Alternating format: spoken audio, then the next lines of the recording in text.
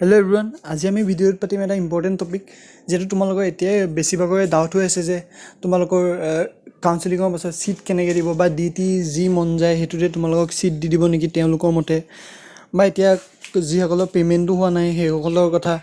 আৰু most important topic যে তোমালোকৰ টোটেল ছিটবোৰৰ কোটা ৱাইজ কিমানটা ছিট আছে, বা তোমালোকৰ ৰিজাৰ্ভেশ্যনৰ ছিট কিমানটা আছে। যিহেতু মই অলৰেডি এটা ভিডিঅ' বনাইছিলোঁৱেই, কিন্তু তাত একুৰেটলি মই দিব পৰা নাছিলোঁ, কিন্তু এতিয়া ৰিচেণ্টলি এখন লিষ্ট ওলাইছে য'ত তোমালোকৰ একুৰেটলি পূৰা ডাটাখিনি দিয়া আছে।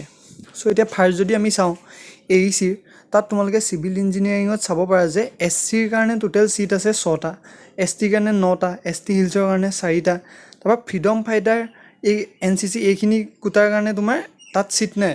চ' তাত স্পৰ্টছতে ছিট আছে এটা, আৰু তোমাৰ আনৰিজাৰ্ভ যি জেনেৰেলসকল আছে তেওঁলোকৰ কাৰণে 45টা আছে, OBC MOBCৰ কাৰণে 22টা, তাৰপৰা এক্স টি গাৰ্ডেন লেবাৰৰ কাৰণে তোমাৰ এটা ছিট আছে, মটকৰ কাৰণে এটা ছিট আছে, চুতীয়াসকলৰ কাৰণে এটা ছিট, দেন PH বা PWD যিসকল আছে ফিজিকেলি অলপ হেণ্ডিকেপ্ড, চ' তেওঁলোকৰ কাৰণে 4টা, EWSৰ কাৰণে 9টা, আৰু টোটেল ছিট আছে 99টা।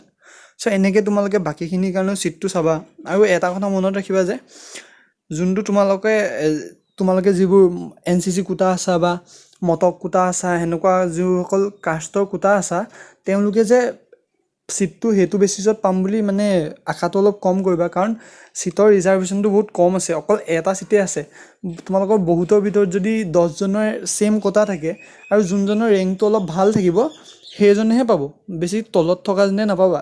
চ' বেছি তোমালোকে কোটাটোৰ ওপৰত ডিপেণ্ড নকৰি যিটো ৰেংক আছে সেইটো বেচিছত ছিট পাম বুলি বেছি আশা কৰি থাকা। দেন তোমাৰ AECৰ পাছত নেক্সট আমি JEC দেখিম। চ' JECৰো তোমাৰ এনেকৈ যোনকেইটা তোমালোকৰ কাষ্ট কমিউনিটি আছে সেইটো ৱাইজ ছিটকেইটা দি থোৱা আছে, আৰু ইয়াত টোটেল ছিট আছে তোমাৰ 347টা, দেন AECৰ আছে আমাৰ 462টা, যিহেতু একচুৱেলি 420টা থাকে। যদি আমি কিন্তু চব এনেকৈ মিলাই মিলি কেলকুলেট কৰোঁ তেতিয়া 462টা হয়গৈ। আৰু দেন তোমাৰ JECৰো একচুৱেল যোনটো ছিট কেপাচিটি সেইটো হৈছে 315টা, আৰু যদি আমি এনেকৈ এক্সট্ৰা কিছুমান বস্তু এড কৰি ছিটকেইটা কেলকুলেট কৰোঁ তেতিয়া আল্টিমেটলি 347টা হয়। দেন আমাৰ আহিব জিষ্ট। চ' জিষ্টৰ টোটেল ছিট তোমাৰ 240টা থাকে, কিন্তু একচুৱেল যদি আমি এইখিনি চব কোটা চোটা কিছুমান কেলকুলেট কৰি চাওঁ তেতিয়া 264টা হয়। চ' ইয়াতো তোমাৰ পাৰ্টিকুলাৰ যোনসকল NCCৰ কাৰণে ইয়াত স্পৰ্টছৰ কাৰণে ছিট নাই। চ' ইয়াত দেখিছা তোমালোকে ট্ৰি গাৰ্ডেন লেবাৰৰ কাৰণেও ছিট নাই, মৰাণৰ কাৰণে কিন্তু আছে, চুতীয়াসকলৰ কাৰণে ছিট নাই। চ' এনেকৈ তোমালোকে পাৰ্টিকুলাৰ এটা কমিউনিটিত যে ছিট পাবা সেইটো নাথাকে, প্ৰত্যেক কলেজৰে বেলেগ বেলেগ থাকে। চ' বেলেগ বেলেগ কমিউনিটিৰ কাৰণে ছিট থাকে। চ' এইটো অলপ ভেৰি কৰে, ব্ৰাঞ্চ ৱাইজো ভেৰি কৰে। দেন আমি নেক্সট যদি চাওঁ তোমাৰ বিনেশ্বৰ ব্ৰহ্মা ইঞ্জিনিয়াৰিং কলেজ, তাৰো টোটেল ছিট 240টা আছিল, কিন্তু বাকী ফিজিকেলি হেণ্ডিকেপ বা EWS এইখিনি কেলকুলেট কৰি টোটেল ছিট হয়গৈ তোমাৰ 264টা। এনেকৈ বাকীখিনি ছিট তোমালোকে এতিয়া চাই লোৱা। দেন আহিলে আমাৰ বাৰাক ভেলী, চ' ইয়াৰো টোটেল ছিট 240ৰ পৰা 264টা হৈছেগৈ। দেন আমাৰ আহিব গোলাঘাট ইঞ্জিনিয়াৰিং কলেজ। দেন আমাৰ আহে গোলাঘাট ইঞ্জিনিয়াৰিং কলেজ, তাৰো টোটেল ইনটেক 180 আছিলে, কিন্তু আউটপুট পূৰা টোটেল হ'লগৈ লাষ্টত 198টা।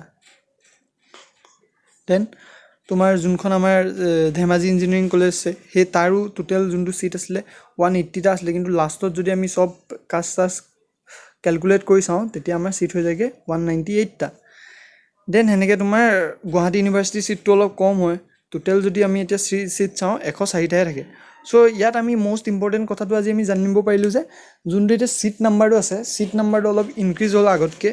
চ' আগতে যোনটো একচুৱেল টোটেল থাকে, চ' এতিয়া PWS আৰু EWSক এক্সট্ৰাকৈ এড কৰা হৈছে, কাৰণ এইকেইটা এনেকৈ পৰ্টেলত ডাইৰেক্ট মেনশ্যন নাছিল। চ' এইকেইটা এক্সট্ৰাকৈ ছিট এড কৰা হৈছে। চ' তোমালোকৰ অলপ ছিটৰ নাম্বাৰটো বাঢ়িলে, চ' যিসকল EWS আছা তেওঁলোকৰ কাৰণে এতিয়া ভাল খবৰ, বা যিসকলে এতিয়া ডাইৰেক্ট মাৰ্কছটো ভাল লাগি ছিট পাবা ডাইৰেক্ট জেনেৰেল কেটেগৰীত, চ' তেওঁলোকৰ যেতিয়া জেনেৰেল কেটেগৰীত ছিটটো পাই যাব তেতিয়া যোনটো ৰিজাৰ্ভেশ্যনৰ ছিটটো আছিল সেইটো বেলেগৰ কাৰণে বাচি যাব।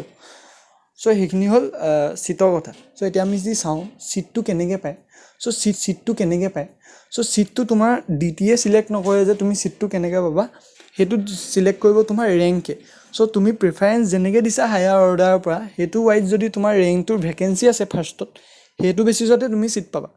চ' নেক্সট এতিয়া যোনটো আমি পাতি আছোঁ যে ফৰ্ম ফিলাপত কিছুমান প্ৰব্লেম হৈছে ত' তুমি 4 তাৰিখৰ ভিতৰত ফৰ্ম ফিলাপটো কৰি থ'বা যদি পে'মেণ্টৰ অলপ ইছ্যু হয় সেইটো ঠিক হৈ যাব নিজে নিজে কাৰণ বেংকে অলপ টাইম লয় চ' এইখিনি বস্তুৱে আছিল ভিডিঅ'টোত চ' তোমালোকে যিমান পাৰা সোনকালে ফৰ্ম ফিলাপটো কৰি লোৱা 4 তাৰিখৰ আগত আৰু এইটোত যিমানখিনি ৰিজাৰ্ভেশ্যনৰ কথা আছে এইখিনি ভালকৈ চাই লোৱা থেংক ইউ